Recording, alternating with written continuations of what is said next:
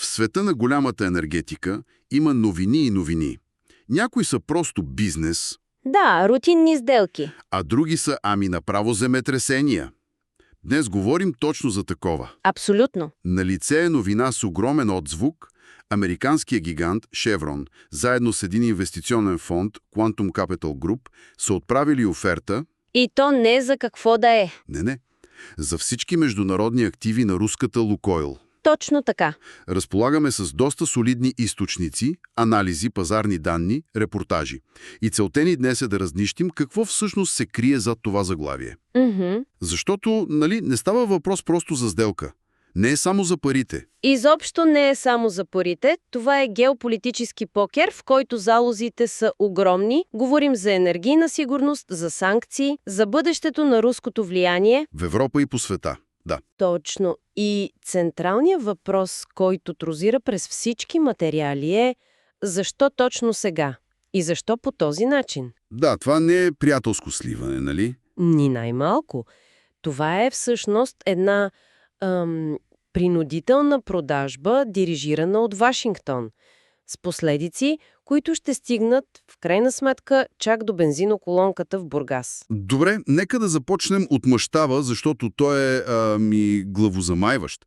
Говорим за целия извънруски портфел на Лукойл. Какво всъщност означава това? Означава буквално всичко, което Лукойл притежава извън границите на Русия. Всичко. Всичко.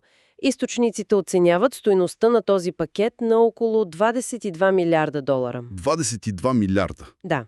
И той е изключително разнообразен. От една страна имаме производствените активи. Тоест добиват. Да. Това са дялове в огромни нефтени и газови находища. Картата е общо взето глобална. Навсякъде, значи. Почти навсякъде. Казахстан, Ирак, Египет, Мексико, няколко държави в Африка. Това е, така да се каже, суровината. Частта, която вади петрола от земята. Точно. След това идва преработката. Тук вече влизат 3 ключови европейски рафинерии. И едната от тях е тук, в България. Да, Нефтохим Бургас, която на практика е структуроопределяща за Балканите. Другите са в Италия и Нидерландия. И третия стълб? Търговската мрежа. Над 2000 бензиностанции, пръснати из Европа, Азия, Близкия изток. Така че който купи, получава цялата верига. От сондата до резервоара на колата. Буквално. И Шеврон не са сами на тази маса, доколкото разбирам. Конкуренцията изглежда сериозна. О, да. В източниците се споменават ExxonMobil, инвестиционната компания Carlyle, дори суверенния фонд на Абу Даби. Точно. Това не е ли малко странно, толкова много желаещи за активите на санкционирана руска компания? На пръв поглед изглежда парадоксално, но всъщност е напълно логично. Замисли се, тези активи са изключително ценни. Да, и вече разработени. И вече работещи. В нормална ситуация Лукойл никога не би ги продал. Или поне не на тази цена. Всички тези големи играчи осъзнават, че това е рядка възможност. Да купят първокласни активи с отстъпка. Точно това е като разпродажба на имение, чието собственик е притиснат до стената. Всички се нареждат на опашка. И тук има един детайл, който ми направи много силно впечатление за швейцарската търговска компания Ганвор. А, да. Те също са проявили интерес, но са се оттеглили. И причината е, че Вашингтон ги е определил като прикритие за Кремъл. Това е много силен ход. Това е страхотен детайл, да, защото показва истинската природа на играта. Каква е тя? Че Вашингтон не просто налага санкции. Той активно, така да се каже, разчиства терена. Премахва играчи, които смята за нежелани или за проксита на Кремъл. Тоест, това не е свободен пазар. Изобщо не е свободен пазар в класическия смисъл. Това е строго контролиран търг, в който правилата се пишат от американското правителство. Те не само принуждават продавача, но избират кои купувачи са допустими. И тук стигаме до двигателя на всичко това. Причината Лукойл изобщо да продава – санкциите. Американските санкции от октомври 2025 година. Именно. Това е ключът към цялата ситуация. Да, важно е да се разбере, че това не е стратегическо решение на мениджмънта. Не. Това е чиста принуда. А оръжието, което прави тези санкции толкова брутално ефективни, е заплахата от така наречените вторични санкции. Добре, нека да обясним това, защото термина звучи сложно, но е в основата на всичко. Какво означава на практика? Всъщност е брутално просто и изключително мощно. Представи си, че си банка в Сингапур. Или търговска компания в Турция. Да, или дори производител на оборудване в Германия. Ако направи значителна сделка с Лукойл, да речем, финансираш ги и продадеш им технология, САЩ могат да те ударят с вторични санкции. Което означава? Означава, че те отрязват от достъп до американската финансова система. И от доларови разплащания. Точно така. А в днешната глобална икономика да загубиш достъп до долари е като да загубиш достъп до кислород. Никой не иска да поеме този риск. Абсолютно никой. Затова всички започват да странят от Лукойл. Международният им бизнес става почти невъзможен. Не могат да се финансират, не могат да търгуват свободно, не могат да се застраховат. И единственият им изход е да продадат всичко. Да продадат и да се приберат в Русия. Значи ключът тук е, че не е нужно да си американска компания, за да те ударят санкциите. Просто трябва да правиш бизнес в долари, което е overwhelm. Целият свят. Това е икономическа хватка. И тя принуждава Лукойл да продава на по-ниска цена. Разбира се, те са продавач под натиск, а купувачите го знаят. Икономическият ефект е видим и в цифрите, които източниците предоставят. Да, акциите им падат. Падат с 9,4% веднага след обявяването на санкциите. Но по-важното е друго – разликата в цената. Между руския петрол и световния стандарт. Да, между Уралс и Брент. Тази разлика се увеличила драстично. Преди е била няколко долара, а сега достига 20-23 долара за барел. Което е огромна загуба. Това са десетки милиарди долара по-малко приходи за компанията и за руския бюджет. Всяка година. Добре. Картината от страна на Лукойл е ясна, те са принудени. Какъв е интересът на Шеврон? Защо точно те са толкова активни? На пръв поглед изглежда като противоречие. Източниците казват, че компанията провежда мащабно преструктуриране, за да спести 3 милиарда долара, а в същото време са готови да платят над 20 милиарда. Това е чудесен въпрос, защото показва как мислят тези гиганти. Всъщност, двете неща не си противоречат, а се допълват. Как така? Преструктурирането на Шеврон е насочено към вътрешна ефективност. Те централизират операции, сливат дивизии, съкращават администрация. Оптимизират, с други думи. Да, целта е да станат по-гъвкави и с по-ниски оперативни разходи. Например, създават ново офшорно звено, което ще управлява активи от Мексиканския залив до Нигерия и Ангола. И как покупката на активите на Лукойл се вписва в това? Вписва се перфектно. Вместо да харчат милиарди и години за да разработват нови находища от нулата, те какво правят? Получават готови. Получават вече работещи, генериращи печалба активи. И то на потенциално по-ниска цена. Това е огромен пряк път към разширяване на глобалното им присъствие. Тоест, купуват пазарен дял и инфраструктура с отстъпка. Точно. Така че докато от една страна режат вътрешни разходи, от друга правят стратегическа инвестиция, която ще им носи приходи веднага. Класически ход да използваш кризата в своя полза. Добре, това е голямата геополитическа игра. Но нека да приземим нещата. Един от тези активи, рафинерията в Бургас, е буквално в задния двор на Европа. И там нещата стават наистина горещи. Нали? В България дебат е огнен. Огнен е меко казано, ситуацията в България е като микрокосмос на цялата сделка и на всичките й напрежения. Да. Източниците очертават два напълно противоположни лагера. Абсолютно. Два лагера, които водят битка за бъдещето на рафинерията. Нека ги разгледаме. От едната страна е позицията, представена от фигури като Ивайло Мирчев. Каква е тяхната теза? Тяхната логика е проста и ясна. Руското икономическо и, разбира се, политическо влияние в България, упражнявано през Лукойл, е заплаха за националната сигурност. И за това? Затова рафинерията трябва да бъде продадена. И то възможно най-бързо, на голям утвърден западен инвеститор, като Шеврон, край на руската зависимост. А какви са страховете им?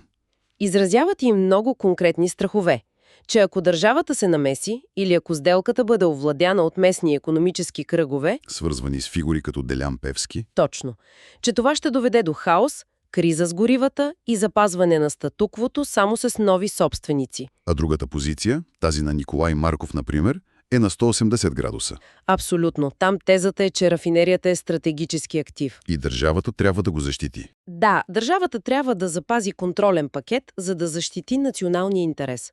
Според тази гледна точка, цялото това бързане за продажба е прикритие за лобизъм. Тоест? Те твърдят, че се прокарват специални закони, които целят не да привлекат Шеврон, а да позволят на същите тези кръгове около Пеевски да поемат контрола. Като заобиколят парламента и обезценят актива. Точно, да го купят на безценица. И тук се оформя един класически български сблъсък. Абсолютно.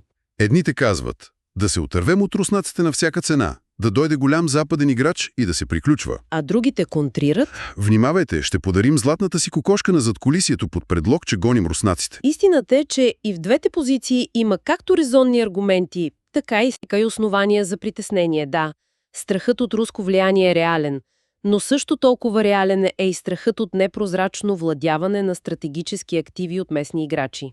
А обикновените потребители са по средата и се чудят какво ще се случи с цените на бензина. Точно това е въпроса. Какво казват анализите в източниците за ефекта върху пазара? Трябва ли хората да се притесняват?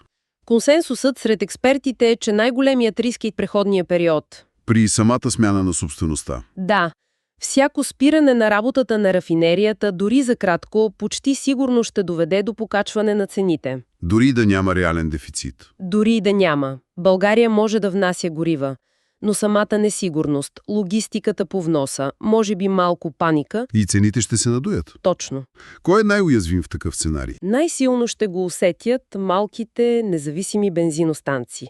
Тези, които не са част от големи вериги. Защото разчитат на доставки от Бургас. Почти изцяло и нямат капацитета бързо да организират внос.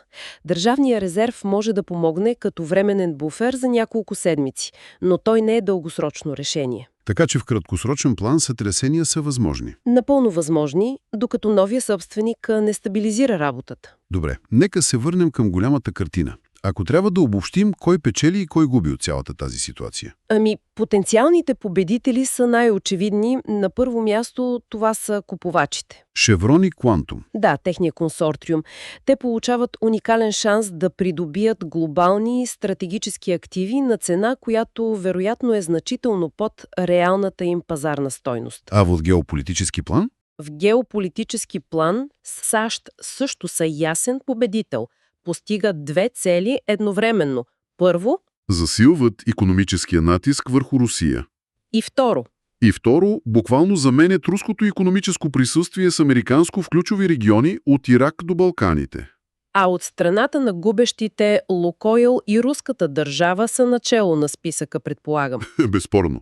Те не губят просто активи за 22 милиарда долара, губят стабилни потоци от приходи в твърда валута. И влияние. И може би по-важното, губят инструменти за геополитическо влияние, които са изграждали с десетилетия. Има един много ярък пример в източниците.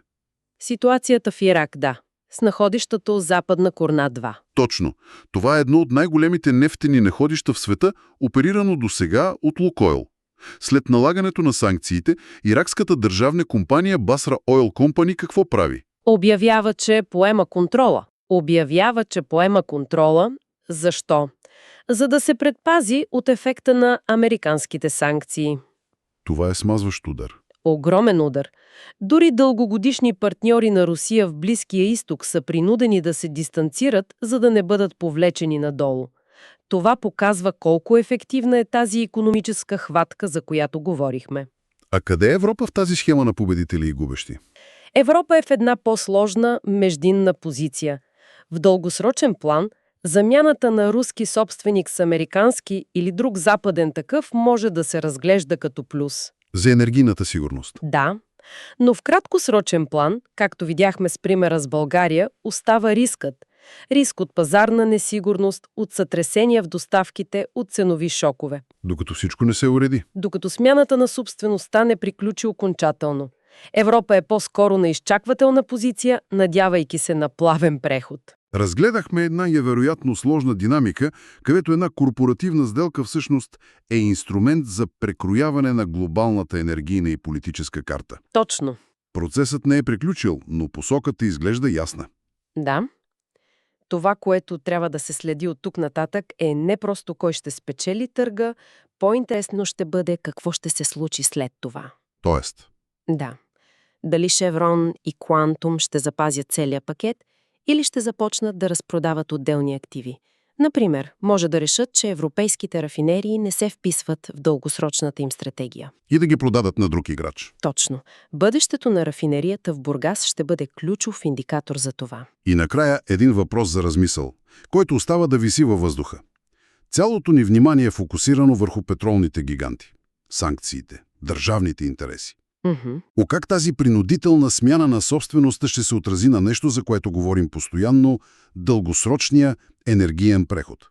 Това е големия въпрос, да. Дали един американски гигант, който е придобил тези активи с отстъпка, ще има стимул да инвестира милиарди в тяхната модернизация? В по-високи екологични стандарти, в прехода към по-чисти горива? Или логиката ще бъде друга – да се изтиска максимална печалба от съществуващата инфраструктура в краткосрочен и средносрочен план, докато все още има пазар за петролни продукти. Това е дилема. Дилема, чието отговор ще определи не само цената на бензина утре, но и качеството на въздуха, който дишаме след 10 години.